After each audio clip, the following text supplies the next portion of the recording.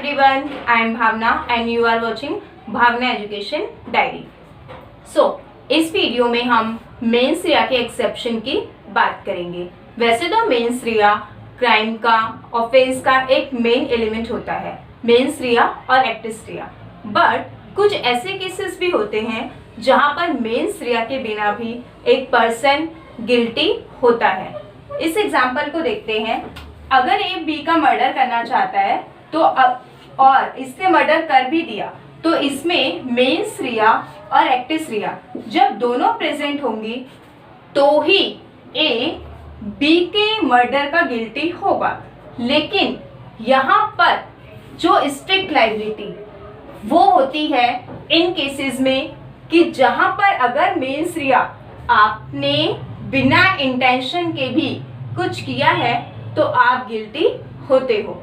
एक एग्जांपल देखिए, अगर ये रेड लाइन है, कोई पर्सन गलती से भी रेड लाइन को क्रॉस कर देता है रोड पे, तो यहाँ पे उससे क्या करना होगा, चालान पे करना ही होगा।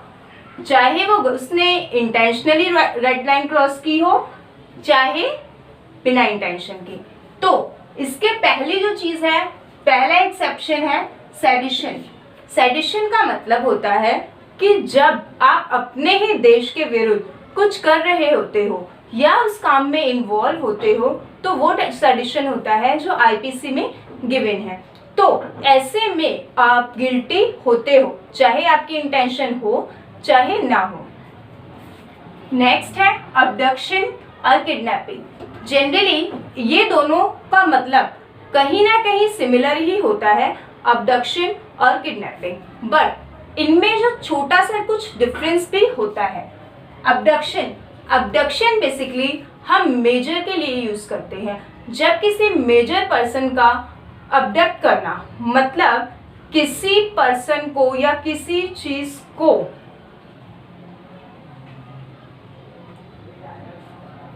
अबडक्शन का क्या मतलब होता है, ये मेजर के लिए यूज होता है कि जब किसी को आप क्या करते हो, फोर्सफुली किडनैप करते हो, फोर्सफुली उसको अबडक्ट करते हो, तो ये होता है अबडक्शन। अबडक्शन में इंटेंशन मैटर नहीं करती है। नेक्स्ट है किडनैपिंग आईपीसी सेक्शन 359 में गिवन है। किडनैपिंग बेसिकली माइनर और अनसाउंड पर्सन के लिए यूज किया जाता है। जब कोई पर्सन किसी माइनर पर्सन को या किसी अनसाउंड पर्सन को किडनैप करता है तो वहां पे किडनैपिंग का यूज किया जाता है। किडनैपिंग माइनर के लिए है। और काउंटरफिटिंग कॉइन्स, अगर कोई पर्सन काउंटरफिटिंग कॉइन्स मीन्स कि गलत तरह से कोई कॉइन्स का करता है या जाली कॉइन्स बनाता है तो इसमें भी बिना इंटेंशन क्या पनिश होते हो। नेक्स्ट है पब्लिक न्यूसेंस। पब्लिक न्यूसेंस कोई ग्रुप है या कोई इलीगल एक्टिविटीज कर रहा है या ग्रुप में किसी तरीके से दूसरों के लिए हानिकारक है तो ये पब्लिक न्यूसेंस होता है। इसमें आपके इंटेंशन के बिना भी आप गिल्टी होते हो। इग्नोरेंस ऑफ लॉ का मतलब है कि जैसे कि मान लीजिए आप इस कंट्री में रहते हो, ए अपनी कंट्री में रहता है, वो एक दूसरी कंट्री में जाता है, उस कंट्री का नाम है एक्स, तो यहाँ पे जो है चोरी करना, यहाँ पे चोरी करना जुल्म है, एक ऑफेंस है, लेकिन इस कंट्री में ऑफेंस नहीं है।